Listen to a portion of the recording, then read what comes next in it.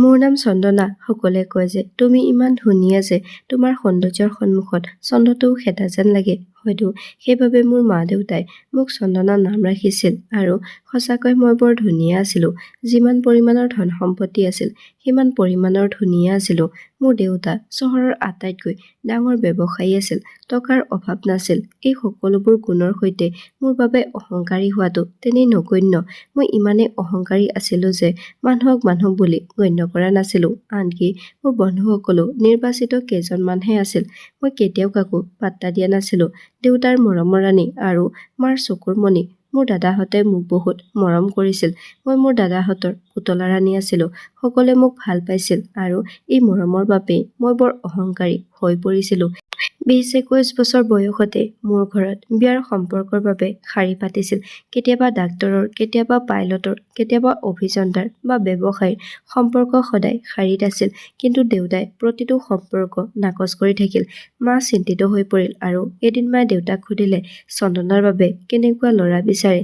দেউতাই ক'লে, এনেকুৱা ল'ৰা যিয়ে মোৰ চন্দনাৰ লগত থিয় হ'লে মানুহে কয় যে হয় চন্দ্ৰ সূৰ্যৰ যোৰা। ল'ৰাটো দুখীয়া পৰিয়ালৰ হ'লেও হ'ব, কিন্তু সি মোৰ চন্দনাতকৈ দেখাত সুন্দৰ হ'ব লাগিব। কাৰণ মোৰ টকাৰ অভাৱ নাই। মই মোৰ ছোৱালীক তাৰ ওজন সোণত দিম। কিন্তু মোৰ হ'বলগীয়া জোৱাইজন মোৰ ছোৱালীজনীতকৈ সৌন্দৰ্যত ভাল হ'ব লাগে। দেউতাৰ কথা শুনি মোৰ মনটো আনন্দৰে ফুলি উঠিল। মোৰ মনত যি ভাৱধাৰা আছিল দেউতাৰো একেই ভাৱধাৰা আছিল। অৱশ্যে দেউতাই কোনো প্ৰস্তাৱ ভাল নাপালে আৰু মোৰ দিনবোৰ বহুত আনন্দৰে পাৰ হৈ গ'ল। অৱশেষত দেউতাই এটা ভাল প্ৰস্তাৱ পালে। দেউতাই মোৰ সন্মুখত মানৱৰ ফটোখন আনিছিল যদিও মই ফটোখন চাবলৈ অস্বীকাৰ কৰি ক'লো, দেউতা তোমাৰ পচন্দৰ ওপৰত মোৰ সম্পূৰ্ণ বিশ্বাস আছে। মোৰ কথা শুনি মা আৰু দাদাহঁতে স্তম্ভিত হৈ ক'লে, চন্দনা, কাপোৰ এযোৰ কিনাৰ আগতে তুমি 3বাৰ ট্ৰাই কৰি চোৱা আৰু এতিয়া তোমাৰ ভৱিষ্যত জীৱনৰ বাবে ল'ৰাজনৰ ফটোখনো চোৱা নাই। মই ক'লো, মোৰ দেউতাৰ ওপৰত মোৰ সম্পূৰ্ণ বিশ্বাস আছে। কাৰণ দেউতাই এনেবোৰ সম্পৰ্ক নাকচ কৰিছিল। সেই সম্পৰ্কবোৰ হোৱা হ'লে দেউতাই ব্যৱসায়ত লাভৱান হ'লহেঁতেন। কিন্তু তথাপিও দেউতাই এইবোৰ নাকচ কৰিলে। ইমানবোৰ ল'ৰাক নাকচ কৰাৰ পিছত যদি দেউতাই ল'ৰা এটাক পচন্দ কৰিছে তেন্তে সেই ল'ৰাটো নিশ্চয় মোৰ বাবে ভাল হ'ব। মোৰ কথা শুনি দেউতাৰ মূৰটো গৌৰৱান্বিত হৈ পৰিল। দেউতাই মোক ক'লে, চন্দনা, ল'ৰাটো ধনী পৰিয়ালৰ নহয়, কিন্তু যেতিয়া তেওঁ তোমাৰ লগত থিয় হ'ব তেতিয়া মানুহে ক'ব একেবাৰে চন্দ্ৰ সূৰ্যৰ যোৰা।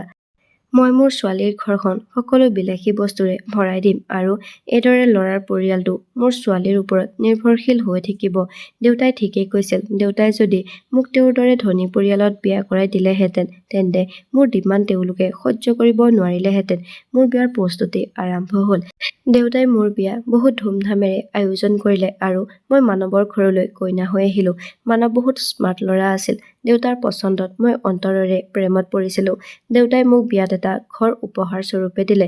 তাত সকলো বস্তু আছিল। দেউতাই মোৰ নামেৰে নামাকৰণ কৰা ঘৰখনতে বিয়াৰ শোভাযাত্ৰাটো গৈছিল। সেই ঘৰটো আমাক থাকিবলৈ সাজু কৰা হৈছিল। মই ফুলশয্যা বিচনাত বহি মানৱৰ বাবে অপেক্ষা কৰি আছিলো। মানৱ ভিতৰলৈ অহাৰ লগে লগে মোৰ হৃদয় স্পন্দন বাঢ়িবলৈ ধৰিলে। সি মোৰ ওচৰত বহি কিছু সময় মোৰ ফালে চাই থাকিল আৰু সি ক'লে, তোমাক মোৰ পত্নী হিচাপে পাই মই বহুত সুখী হৈছো। তাৰ পিছত সি মোৰ উৰণিখন উঠালে।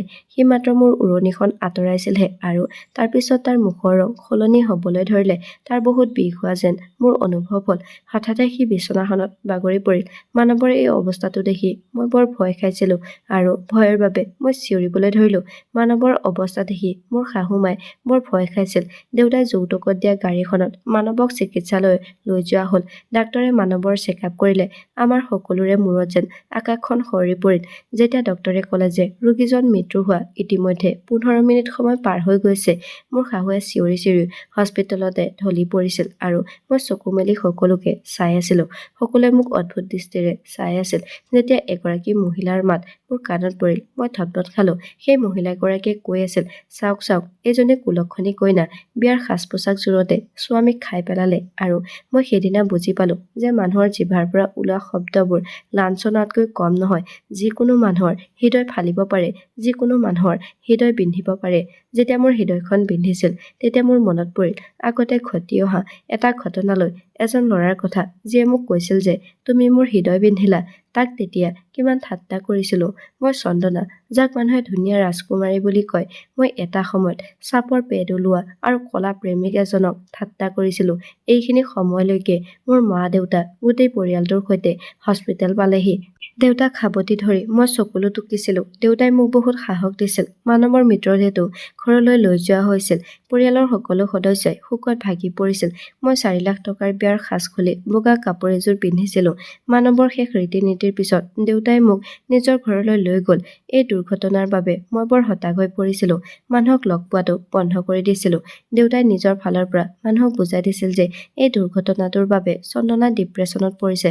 পিছত লাহে লাহে মই স্বাভাৱিক হ'বলৈ ধৰিলোঁ আৰু তাৰ পিছত আকৌ এবাৰ মোৰ বাবে বিয়াৰ প্ৰস্তাৱ আহিবলৈ ধৰিলে। হয়তো মোৰ সৌন্দৰ্যৰ বাবে নাইবা মোৰ দেউতাৰ টকাৰ বাবে, কিন্তু এইবাৰ দেউতাই সকলো ল'ৰাৰে বিয়াৰ প্ৰস্তাৱ ভাল পোৱা নাছিল।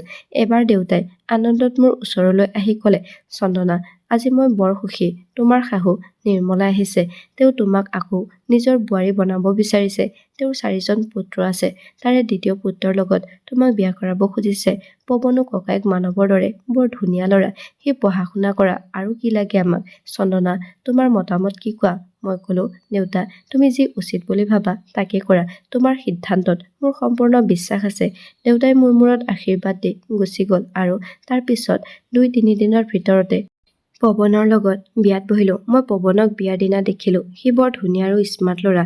মই আকৌ পৱনৰ লগত নতুন জীৱনৰ সপোন দেখিবলৈ ধৰিলোঁ আৰু আকৌ এবাৰ কইনা হৈ নিজৰ ঘৰখনৰ পৰা ওলাই আহিলোঁ আৰু আগতে দেউতাই যৌতুকত দিয়া ঘৰখনলৈ আহিলোঁ।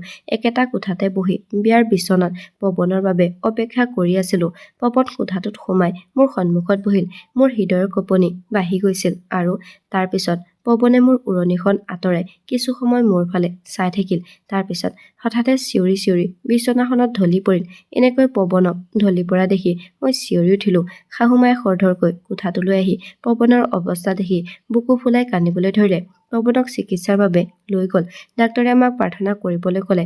ডাক্তৰে ক'লে যে ৰোগীজনৰ অৱস্থা বহুত বেয়া। মই প্ৰথমবাৰৰ বাবে ভগৱানৰ পৰা কিবা এটা বিচাৰিছিলোঁ। ইয়াৰ আগতে ভগৱানৰ পৰা একো বিচৰাৰ প্ৰয়োজন নাছিল। সকলো বস্তু নোখোজাকৈয়ে মই পাইছিলোঁ। মই কান্দি কান্দি ভগৱানক পৱনৰ জীৱনৰ বাবে ভিক্ষা কৰিলোঁ। আধা ঘণ্টাৰ পিছত ডাক্তৰ কোঠাটোৰ পৰা ওলাই আহোঁতে প্ৰথমে ডাক্তৰৰ ওচৰলৈ দৌৰি গৈ আশাবাদী চকুৰে চালোঁ, কিন্তু ডাক্তৰে ক্ষমা কৰিব বুলি কৈ মূৰটো জোকাৰিলে। ডাক্তৰে ক'লে যে আমি ৰোগীজনক বচাব নোৱাৰোঁ। এই কথা শুনি মোৰ শাহুৰ চিঞৰত গোটেই হস্পিটেলখন প্ৰতিধ্বনিত হৈ গৈছিল। কিছু সময়ৰ পিছত আমিও পৱনৰ মৃতদেহটো ঘৰলৈ লৈ আহিলোঁ। সকলোৰে জিভাত মাথো এটা শব্দ শুনা গ'ল যে কুলক্ষণী কইনা। মানুহৰ কথা আৰু চাউনি দেখি মোৰ ভয় হ'বলৈ ধৰিলে। মই মাক সাৱটি ধৰি কান্দি কান্দি ক'লোঁ, মা, মোক ইয়াৰ পৰা লৈ যোৱা, নহ'লে মই পাগল হৈ যাম। আকৌ এবাৰ মাৰ ঘৰলৈ আহিলোঁ, কিন্তু এইবাৰ মই সম্পূৰ্ণৰূপে সলনি হৈছিলোঁ আৰু লগতে মোৰ পৰিয়ালৰ সদস্যসকলো সলনি হৈছিল। এইবাৰ মোক দেখাৰ পিছত দাদাহঁতৰ চকুত দয়া ভাৱ নাছিল। বৌহঁতে নিজৰ ল'ৰা-ছোৱালীক মোৰ ওচৰলৈ আহিবলৈ নিদিয়ে। এবাৰ মোক ভতিজাই সুধিলে, পেহী, তুমি দুৰ্ভগীয়া নেকি? মায়ে কয় যে মই তোমাৰ ওচৰলৈ আহিলে তোমাৰ দুৰ্ভাগ্যই মোকো প্ৰভাৱিত কৰিব। ভতিজাটোৰ কথা শুনি মোৰ চকুলো বৈ আহিল। মই মূৰ দুপিয়াই ক'লোঁ, হয় বাবু, মই বহুত দুৰ্ভগীয়া। মোৰ ওচৰলৈ নাহিবা। কিন্তু ভতিজাটোৱে মোৰ ওচৰলৈ আহিব বিচাৰে, কিন্তু মই নিবিচাৰোঁ যে মোৰ পৰিয়ালে মোৰ বাবে লোকৰ ঠাট্টা শুনিব লগা হয়। মই মোৰ কোঠাত আবদ্ধ হৈ থাকিলোঁ। বেছিভাগ সময় কোঠাটোতে কটাওঁ আৰু কোঠাৰ পৰা বাহিৰলৈ খুব কমেহে ওলাই আহোঁ। 3 বছৰ আগতে মোৰ লগত এটা ঘটনা ঘটিছিল। মোৰ মনত পৰিছে, সেইদিনা মই মোৰ বান্ধৱীৰ সৈতে পাৰ্ক এখনত ফুৰিবলৈ গৈছিলোঁ। প্ৰতিদিনে সন্ধিয়া বান্ধৱীৰ সৈতে পাৰ্কলৈ যোৱাটো মোৰ অভ্যাস আছিল। এদিন মোৰ ওচৰলৈ এজন ক'লা ছালৰ ল'ৰা আহিল। তাৰ গাৰ ৰং ক'লা, পেটটো ওলাই থকা আৰু বহুত চাপৰ আছিল। মোৰ ওচৰলৈ আহি সি হাঁহি মাৰি ক'লে, চন্দনা, মোৰ নাম ৰকি। মই তোমাক ইয়াত প্ৰতিদিনে দেখা পাওঁ আৰু তোমাৰ ইমানেই প্ৰেমত পৰিছোঁ যে তোমাক নাপালে মই মৰি যাম। প্লিজ, মোৰ মৰমক মানি লোৱা। অতি সোনকালে তোমাৰ ঘৰলৈ মোৰ বিয়াৰ প্ৰস্তাৱ লৈ আহিম। সেই ল'ৰাটোৰ কথা শুনি মই আৰু মোৰ লগৰবোৰে হাঁহিবলৈ ধৰিলোঁ। সেই ল'ৰাটোক ক'লোঁ, তুমি কেতিয়াবা আইনাত তোমাৰ মুখখন দেখিছানে? হয়তো কেতিয়াও দেখা নাই, সেইবাবেই তুমি এই কথা কৈছা। নিজকে আইনাত চাবলৈ সাহস কৰা। মই তোমাক কেতিয়াও মোৰ ঘৰত চাকৰো বনাব নোৱাৰিম আৰু তুমি মোৰ জীৱন সংগী হোৱাৰ কথা ভাবিছা। মাত্ৰ তোমাৰ মুখখন চাই মোৰ বমি হোৱা যেন লাগে। তুমি ভাবিছা যে মই তোমাৰ লগত বিয়া হ'ব লাগে। মাত্ৰ তোমাৰ ফালে চাই মই ভাবিছো ৰাতিটো আন্ধাৰ হয় নে তুমি থকাৰ বাবে দিনতে আন্ধাৰ দেখা গৈছে। এইখিনি কোৱাৰ লগে লগে মই আকৌ জোৰেৰে হাঁহিবলৈ ধৰিলো আৰু মোৰ বান্ধৱীসকলেও হাঁহিবলৈ ধৰিলে। আমি হাঁহি থাকোঁতে তেওঁৰ চকুৰ পৰা চকুলো বৈ আহিল। সেই চকুলো টুকি ক'লে, তোমাৰ কথাই মোৰ হৃদয় বিন্ধিলে। এই বিন্ধি যোৱা হৃদয়েৰে মই তোমাক সাও দিছো যে তুমি জীৱনত কেতিয়াও সুখী হ'ব নোৱাৰা। নিজৰ মানুহ থকাৰ পিছতো এই পৃথিৱীত অকলশৰীয়া হৈ থাকিবা, সকলোতে হ'বা। তেতিয়া তুমি ভাবিবলৈ বাধ্য হ'বা যে ৰাতিটো আন্ধাৰ হৈছে নে তোমাৰ ভাগ্য। ৰকীয়ে মোক সাও দি গুচি গৈছিল আৰু মই খন্তেক সময়ৰ বাবে নিথৰ হৈ থিয় হৈ থাকিলো। আনকি মই ৰকীৰ সাও শুনি কঁপিব পৰা নাছিলো। কিন্তু তেতিয়া মোৰ বান্ধৱীসকলে মোক বুজাই দিলে আৰু তাৰ পিছত মই নিজকে অলপ স্বাভাৱিক মানুহ হিচাপে ব্যৱহাৰ কৰিব ধৰিলো। মই নিজকে বুজনি দিছিলো যে এই অভিশাপ ইত্যাদি একো নহয়। সেই মুহূৰ্তত মই ভবা নাছিলো যে ৰকীৰ সাৱে মোক প্ৰভাৱিত কৰিব পাৰে। প্ৰায় এসপ্তাহৰ পিছত মই একেখন পাৰ্কতে খোজকাঢ়ি গৈ আছিলো। খোজকাঢ়ি গৈ থাকোঁতে এটা শিশু মোৰ ওচৰলৈ কান্দি আহি ক'লে, চন্দনা বা, মই ৰকী দাদা থকা চুবুৰীটোতে থাকো। ৰকী দাদাই আমাক এৰি সি গুচি গ'ল। এতিয়া কান্দি কান্দি মাকৰ অৱস্থা বেয়া হৈ আছে। সেইদিনা তোমালোকে তাক ঠাট্টা কৰি থাকোঁতে সি মোক কৈছিল যে মোৰ কিবা হ'লে মই আহি তোমাক এই কথাখিনি ক'ব লাগিব। ৰকী দাদাই কৈছিল যে মই এই পৃথিৱীখন এৰি গ'লে সেই ছোৱালীজনী চন্দনাৰ বাবেই যাম। মই ৰকী দাদাৰ মৃত্যুৰ কথাবোৰ আওকাণ কৰিছিলো, কথাবোৰ ধেমালি কৰা বুলি ভাবি লৈছিলো। কিন্তু আজি খবৰটো পাইছো যে ৰকী দাদাই আমাক সকলোকে কন্দুৱাই এৰি থৈ গৈছে। সেই ল'ৰাটোৰ কথা শুনি মই ভিতৰি কঁপি আছিলো। তেতিয়া মোৰ লগৰবোৰে মোক বুজাই দিলে, চন্দনা, এনেকুৱা একো নহয়। কোনোবাই কাৰোবাৰ প্ৰেমত পৰি মৰি নাযায়। নিশ্চয় আন কিবা এটা কাৰণ আছিল যিয়ে সেই ল'ৰাটোক আমনি কৰি আছিল। সেইবাবে সি নিশ্চয় এই পদক্ষেপ লৈছে। ইয়াৰ বাবে সি নিজেই জগৰীয়া। কিন্তু তাৰ পিছত 2 দিন মই বিচলিত হৈ আছিলো। বাৰে বাৰে এই কথা ভাবি আছিলো। সেইদিনা ৰকীক মৰমেৰে বুজাই দিয়া হ'লে ভাল আছিল। মই তাক এনেকৈ ঠাট্টা কৰিব নালাগিছিল। হয়তো মই মৰমেৰে বুজাই দিয়া হ'লে সি বুজি পালেহেঁতেন আৰু এই ভুল পদক্ষেপ ল'বলৈ বাধ্য নহ'লহেঁতেন। তাৰ পিছত ক্ৰমান্বয়ে সময়ৰ লগে লগে ৰকীৰ ঘটনাটো মোৰ মন আৰু হৃদয়ৰ পৰা নোহোৱা হৈ গ'ল। আজি 3 বছৰৰ পাছত ৰকীয়ে মোক কোৱা কথাবোৰ মোৰ মনত পৰি আছিল। নিশ্চিতভাৱে ক'ব পাৰো যে মোৰ গাত ৰকীৰ সাও লাগিছে। আজি মই নিজৰ মানুহৰ লগত থাকিও অকলশৰীয়া হৈছো। চৌদিশৰ পৰা কুলক্ষণী বুলি গালি খাইছো। আজি মোৰ ভাগ্য সঁচাকৈয়ে ভয়ংকৰ ৰাতিটোতকৈ ক'লা হৈ পৰিছে। মই মোৰ হাতত মুখখন লুকুৱাই কান্দিবলৈ ধৰিলো। তেনেতে দেউতাই মোৰ ওচৰলৈ আহি ক'লে, চন্দনা, তোমাৰ শাহুমা নিৰ্মলাই তেওঁৰ 3য় পুত্ৰৰ বাবে তোমাৰ হাত বিচাৰিছে। দেউতাৰ কথা শুনি মই আচৰিত হলো। মই জোৰেৰে ক'লো, নহ'ব। মই ক'লো, দেউতা, এতিয়া মই বিয়াৰ কথা ভাবিব নোৱাৰো। মোক অলপ সময় দিয়ক। মোৰ কথা শুনি দেউতাৰ চকুলো ওলাই আহিল। দেউতাৰ চকুত চকু পানী দেখি ময়ো কান্দিবলৈ ধৰিলো। দেউতাই ক'লে, চন্দনা, পৰিস্থিতি আমাৰ নিয়ন্ত্ৰণত থকা হ'লে মই কেতিয়াও এনেকুৱা হ'বলৈ নিদিলোহেঁতেন। তোমাৰ যন্ত্ৰণা অনুভৱ কৰিছো। মই কি কৰিম? তোমাৰ বৌহঁতে এতিয়া দাদাহঁতক জোৰ দি আছে যে তুমি এই ঘৰখন এৰি শহুৰৰ ঘৰলৈ যোৱাটো। তোমাৰ বৌহঁতে কয় যে তুমি কুলক্ষণী।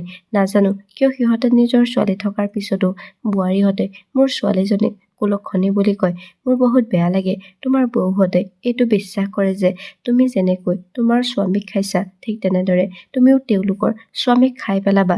তোমাৰ বৌহঁতে যি কথা কৈছে সেয়া বহুত ভুল। কিন্তু মই বোৱাৰীহঁতক এইবোৰ কথা নকবৰ বাবে বহুত বাধা দিছো। কিন্তু সিহঁতে মোৰ কথা নুশুনে।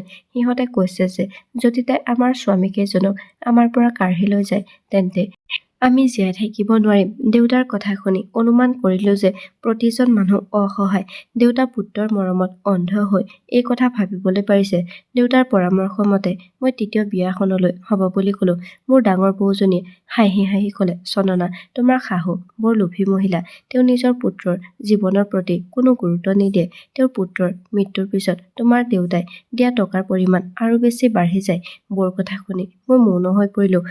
ভয়ে ভয়ে বিয়াখনত বহিলো আৰু বিয়াৰ প্ৰথম ৰাতি একেই ঘটনা ঘটিল, যিটো মই ইতিমধ্যে জানিছিলোঁ। মই তৃতীয়বাৰৰ বাবে বিধৱা হৈ পৰিছিলোঁ। এইবাৰ মোৰ স্বামীৰ শেষ ৰীতি-নীতিৰ পিছত দেউতাই মোৰ হাতখন এৰি দিলে আৰু মোক তেওঁৰ লগত ঘৰলৈ লৈ যোৱা নাছিল। মই এই ঘৰখনতে থাকিলোঁ। এতিয়া সকলো সময়তে মই মোৰ কোঠাতে থাকিছিলোঁ। একো ভাল লগা নাছিল। ৰকীৰ অভিশাপ মোৰ চাৰিওফালে সকলো সময়তে উৰি থকা যেন অনুভৱ কৰিছিলোঁ। মোৰ শাহুৱে মোৰ লগত কথা পতাও বন্ধ কৰি দিছিল। খোৱা-বোৱা দিয়াটো দূৰৰ কথা। যেতিয়া মোৰ বৰকৈ ভোক লাগিল, তেতিয়া মই পাকঘৰলৈ গৈ যিখিনি বাকী ৰোৱা খাদ্য পাওঁ তাকে খাইছিলোঁ। এই সময়তো মোৰ ভোকত অস্থিৰ অনুভৱ হৈছিল। পাকঘৰত ঘূৰি ফুৰি দেখিছিলোঁ যে পাকঘৰত একো নাই। মই মোৰ কোঠাত আহি দৰজাখন বন্ধ কৰি দিলোঁ। তেতিয়া হঠাতে কোনোবাই দুৱাৰখন খুলি দিলে। হাত এখন ভিতৰলৈ আহিল আৰু খাদ্যৰে ভৰা প্লেট এখন ৰুমত ৰখাৰ পিছত হাতখন আকৌ নোহোৱা হৈ গ'ল। যিয়েই নহওক কিয়, কোঠাৰ বাহিৰৰ পৰা খাদ্যৰ থালখন আনি ভিতৰলৈ সোমাই গ'লো। মই আচৰিত হ'লো, এই ঘৰত মোৰ বাবে সহানুভূতিশীল থকা কোন এইজন? মোৰ শাহুৱে মোক ঘৃণা কৰিছিল বাবে মোক খাবলৈ একো দিয়া নাছিল। পিছত প্ৰতিদিনে এনেকুৱা হ'বলৈ ধৰিলে। প্ৰতিদিনে সন্ধিয়া কোনোবাই মোৰ কোঠালৈ খাদ্যৰ প্লেট এখন দিয়ে আৰু মই মাত্ৰ তেওঁৰ হাতখনহে দেখা পাওঁ। সেই হাতখন আছিল সহানুভূতিশীল হাত। হাতখনলৈ চাই অনুমান কৰিব পৰা গ'ল যে এই হাতখন এজন ল'ৰাৰ হাত। ল'ৰাজন যিয়েই নহওক কিয়, সি বৰ স্মাৰ্ট আছিল। তাৰ হাতত থকা ঘড়ীটো হাতখনৰ সৈতে বৰ আকৰ্ষণীয় আছিল।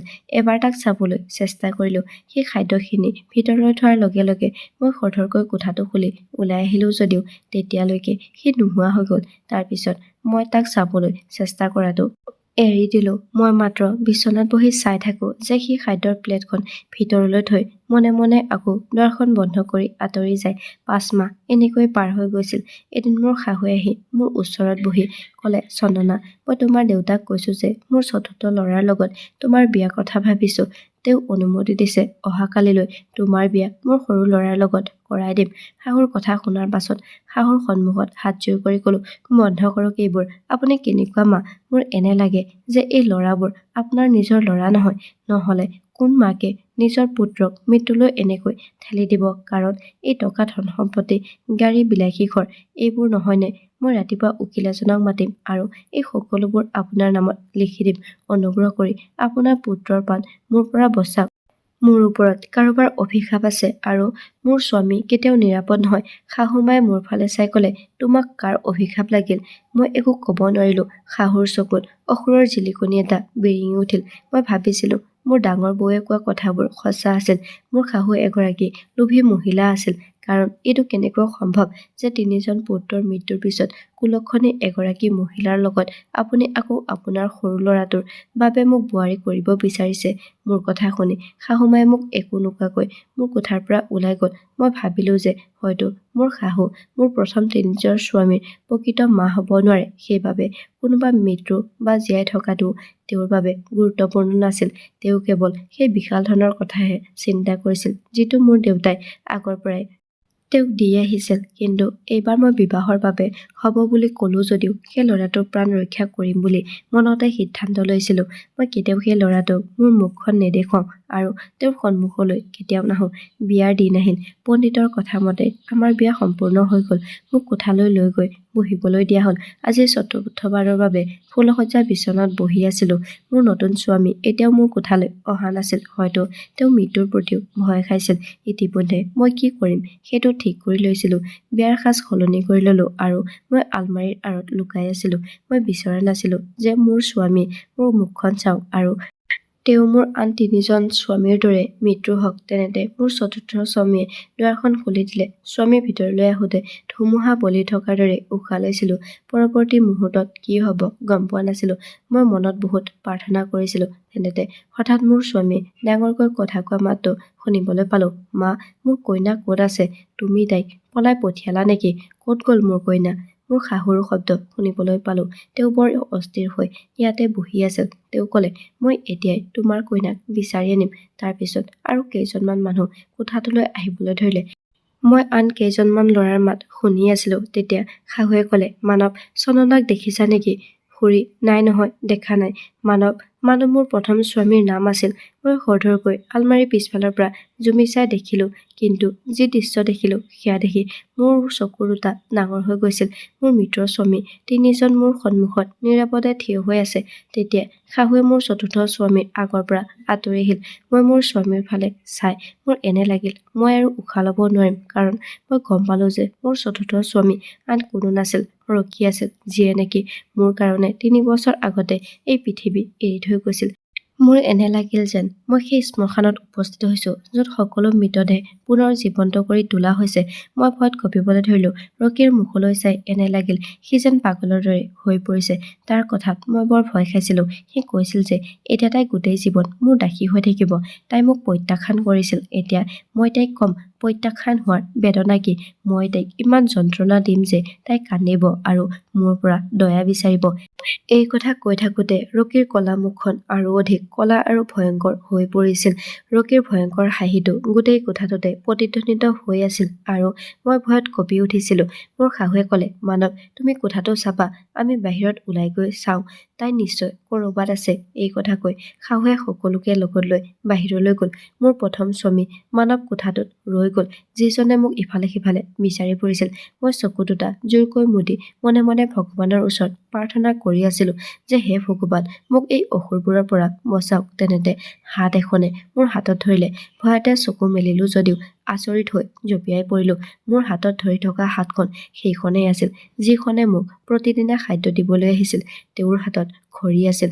মই সেই একেখন হাত বুলি চিনি পালোঁ। সেই ব্যক্তিজনৰ মুখখন দেখি মই স্তম্ভিত হৈ পৰিলোঁ। সেয়া আছিল মানৱ। মই কিবা এটা ক'বলৈ ওলাইছিলোঁ, হঠাতে মানৱে মোৰ মুখত হাত থৈ ক'লে, একো নক'বা, মনে মনে থিয় হৈ থাকা। এই মানুহবোৰে যদি তুমি কোঠাটোৰ ভিতৰত আছা বুলি অলপো সন্দেহ কৰে, তেন্তে তেওঁলোকে তোমাৰ লগত বহুত বেয়া ব্যৱহাৰ কৰিব। অলপ সময় ইয়াতে লুকাই থাকা। মই ওলাই যাওঁ আৰু সকলোকে ক'ম যে চন্দনা কোঠাত নাই, কিন্তু কোঠাটোলৈ মানুহ আহিলে অলপ সাৱধান হ'বা। তুমি পলাই যাবলৈ চেষ্টা নকৰিবা। মই অলপ পিছত আহিম। মই তেওঁ মনে মনে থাকিম বুলি সন্মতি দিলোঁ। তেতিয়া তেওঁ মোৰ মুখৰ পৰা হাতখন আঁতৰাই দিলে।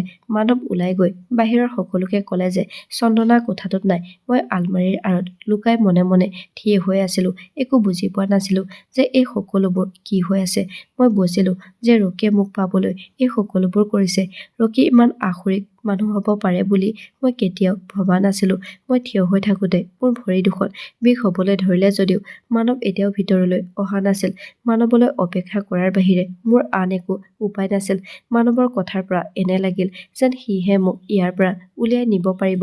বহু সময়ৰ মূৰত মানৱ ভিতৰলৈ আহিল আৰু মোক তাৰ পৰা আনি বিচনাত বহিবলৈ দি পানী খাবলৈ দিলে। সি মোক ক'লে যে এই মানুহবোৰে তোমাক বিচাৰি ভাগৰি পৰিছে আৰু শুই পৰিছে। তেওঁলোকে তুমি তোমাৰ পিতৃ-মাতৃৰ ঘৰলৈ উভতি যোৱা বুলি ভাবি তোমাৰ ঘৰলৈও গৈছিল, কিন্তু তোমাৰ মা-দেউতাই তুমি তাত যোৱা নাই বুলি ক'লে। চন্দনা, তোমাৰ বিয়া মাত্ৰ এবাৰহে হৈছে। আগৰ 3বাৰ বিয়া আছিল মাথো নাটক। শেষৰখন ৰকীৰ লগত আছিল আৰু এই বিয়াখন বাস্তৱত ঘটিছিল 3 বছৰ আগতে। যেতিয়া তুমি ৰকীক প্ৰত্যাখ্যান কৰিছিলা, তেতিয়া ৰকী এজন আঘাতপ্ৰাপ্ত সিংহ হৈ পৰিছিল আৰু সি তোমাক পাবলৈ দৃঢ় প্ৰতিজ্ঞ আছিল, কিন্তু তোমাক পোৱাটো বৰ কষ্টকৰ আছিল। ৰকীৰ দৰে কুৎসিত ল'ৰাৰ লগত তোমাৰ মা-দেউতাই কেতিয়াও বিয়া নিদিলেহেঁতেন আৰু তাৰ পিছত তোমাক পাবলৈ সি এটা পৰিকল্পনা কৰিলে আৰু তাৰ 3জন বন্ধুক এই কামত জড়িত কৰিলে। ৰকীৰ মাক বিয়াৰ ব্যৱস্থা কৰা পুৰোহিতজন আৰু ডাক্তৰজনো এই পৰিকল্পনাত জড়িত আছিল। তোমাৰ বিয়াত তোমাৰ দেউতাই ৰকীৰ মাকজনীক ইমান টকা দিছিল যে কাৰোবাৰ মুখ বন্ধ কৰিবলৈ সেয়া যথেষ্ট আছিল। পণ্ডিতক টকা দি তেওঁ বিবাহৰ বাবে ভুল মন্ত্ৰ পাঠ পঢ়িলে। ডাক্তৰক পইচা দি তেওঁক ক'বলৈ বাধ্য কৰালে যে ৰোগী মৰিল। তোমাৰ প্ৰথম বিয়াৰ নাটক মোৰ লগত ঘটিল। তাৰ পিছত ইটোৰ পিছত সিটোকৈ 3বাৰ বিয়া পাতিলে আৰু তোমাৰ স্বামী মৰি থাকিল। এই সকলোবোৰৰ আঁৰত এটাই কাৰণ আছিল যে তোমাক কুলক্ষণী বুলি সমাজৰ আগত পৰিচিত কৰাই দিয়া, যাতে তোমাৰ মা-দেউতাই তোমাক কুলক্ষণী বুলি কৈ ঘৰৰ পৰা ওলাই দিয়ে। আৰু তাৰ পিছত যেতিয়া ৰকীৰ মাকে মোৰ বাবে তোমাৰ মা-দেউতাক বিয়াৰ প্ৰস্তাৱ দিলে, তেতিয়া এই প্ৰস্তাৱ তোমাৰ দেউতাই মান্তি হ'ল আৰু ৰকীয়ে এই সকলোবোৰ বিচাৰিছিল, কাৰণ প্ৰথমে তোমাৰ দেউতাই ৰকীৰ সম্পৰ্কৰ বাবে একেবাৰে সাজু নাছিল। আগতেও মই ৰকীৰ লগত আছিলোঁ, কিন্তু লাহে লাহে তোমাৰ লগত হোৱা অন্যায়ৰ কথা উপলব্ধি কৰিবলৈ ধৰিলোঁ। তোমাৰ মা-দেউতাই তোমাক পৰিত্যাগ কৰিলে। সকলোৱে তোমাক কুলক্ষণী বুলি ক'বলৈ ধৰিলে। তোমাৰ লগত এই সকলোবোৰ কৰাত ময়ো জড়িত হৈ থকা দেখি মোৰ বৰ দুখ লাগিল। ৰকীৰ মাকে তোমাক ভোকত ৰাখিছিল। যেতিয়া মই এই কথা গম পালোঁ তেতিয়া ৰাতি হোটেলৰ পৰা খাদ্য পেক কৰি তোমাৰ কোঠাত ৰাখিছিলোঁ। মই আচৰিত হৈ মানৱৰ কথা শুনি আছিলোঁ। চকুৰ পৰা চকুলো বৈ আহিছিল। মই অনিচ্ছা সত্ত্বেও মানৱৰ কান্ধত মূৰটো থৈ কান্দিবলৈ ধৰিলোঁ। যিয়েই নহওক তাত মোৰো দোষ আছিল। মই ৰকীৰ লগত সেই ভুল মনোভাৱ গ্ৰহণ কৰা উচিত নাছিল। ইচ্ছা কৰি মৰমেৰে বুজাই দিয়াহেঁতেন হয়তো সি মান্তি হ'লহেঁতেন। কিন্তু মই তাক ঠাট্টা দিয়াৰ পিছতহে সি এই পদক্ষেপ লৈছিল। মানৱে মোৰ চকু পানী মচি ক'লে, চন্দনা, মোক ক্ষমা কৰিবা। তোমাক এই অৱস্থালৈ অনাৰ বাবে ময়ো সমানে দায়ী। মই মানৱক ক্ষমা কৰি দিছিলোঁ যদিও মানৱেও ৰকীৰ লগত ভুলটোক সমৰ্থন কৰিছিল। কিন্তু এতিয়ালৈকে সি মোক কেৱল সহায় কৰিছে। এতিয়া ৰাতিপুৱা প্ৰায় 4:30 বাজিছে। কম সময়ৰ ভিতৰতে ৰাতিপুৱা হ'বলৈ গৈ আছিল। মানৱে মোৰ হাতত ধৰি ক'লে যে আমি এতিয়াই ইয়াৰ পৰা যাব লাগিব। ৰকীয়ে তোমাক বিচাৰি পালে এই ঘৰতে চিৰদিনৰ বাবে বন্দী কৰি ৰাখিব। মানৱৰ কথা শুনি মই খৰধৰকৈ থিয় হ'লো আৰু আমি দুয়ো ওলাই আহিলো। গোটেই ঘৰখন নিমাত, সকলোৱে শুই আছিল। মানৱ আৰু মই খৰধৰকৈ মূল গেটখন পাৰ হৈ গ'লো। মানৱে মোক মোৰ ঘৰৰ গেটত এৰি থৈ গ'ল। এই সময়ত মোক ঘৰৰ মানুহে দেখি সকলোৱে আচৰিত হ'ল। কিন্তু তাৰ পিছত মই গোটেই পৰিস্থিতিটো দেউতাক ক'লো। দেউতাৰ মোৰ কথা শুনি বৰ খং উঠিল। সকলোৱে কান্দি কান্দি এজন এজনকৈ মোক সাবটি ধৰিলে। মোৰ বৌহঁতে মোৰ ওচৰত ক্ষমা খুজিলে। ৰাতিপুৱা হোৱাৰ লগে লগে দেউতা গ'ল আৰক্ষীৰ ওচৰলৈ আৰু আৰক্ষীক লৈ ৰকীৰ ঘৰ পালেগৈ। তাৰ পিছত ৰকী আৰু তাৰ মাকক গ্ৰেপ্তাৰ কৰা হ'ল। এই সমগ্ৰ ঘটনাৰ বিষয়ে মানৱে সাক্ষী দিছিল। এই ষড়যন্ত্ৰৰ লগত জড়িত সকলোকে গ্ৰেপ্তাৰ কৰা হয়। মানৱকো আৰক্ষীয়ে গ্ৰেপ্তাৰ কৰে। কিন্তু মানৱে পুলিচক সমৰ্থন কৰিছিল আৰু সেই মানুহবোৰৰ পৰা মোক বচাইছিল। সেয়েহে মানৱক অতি সোনকালেই আৰক্ষীয়ে মুকলি কৰি দিছিল। দেউতাই মোক ৰকীৰ পৰা বিবাহ বিচ্ছেদ কৰি দিলে। এতিয়া মই মোৰ মা দেউতাৰ ঘৰত থাকোঁ। সকলোৱে মোক আগৰ দৰেই ভাল পায়। কিন্তু মোৰ মাজত এটা ডাঙৰ পৰিৱৰ্তন হৈছে। এতিয়া মই বহুত মৌন হৈ থাকোঁ আৰু বহুত কম কথা কওঁ। এই ঘটনাটো হোৱা এমাহ পাৰ হৈ গ'ল আৰু এদিন যেতিয়া দেউতাই মোৰ ওচৰলৈ আহি ক'লে, চন্দনা, তোমাৰ বাবে বিয়াৰ প্ৰস্তাৱ এটা আহিছে। মোৰ খং উঠিছিল। বিয়া নহওঁ বুলি কৈ মই চিঞৰি উঠিলোঁ। বিয়াৰ নামত মোৰ বিশ্বাস হেৰাই গৈছে। মোৰ কথা শুনি দেউতাই মোৰ সন্মুখত হাতযোৰ কৰি বহিল আৰু ক'লে যে চন্দনা, তোমাৰ অৱস্থাত আমি সকলোৱে লাজ পাইছোঁ। আমিও কিছু পৰিমাণে দায়ী। কিন্তু আমি কৰা ভুলটো শুধৰাই দিবলৈ আমাক এটা সুযোগ দিয়া। ল'ৰাটোৰ মাকে এই প্ৰস্তাৱটো লৈ আহিছিল। ল'ৰাটো শিক্ষিত আৰু বুদ্ধিমান।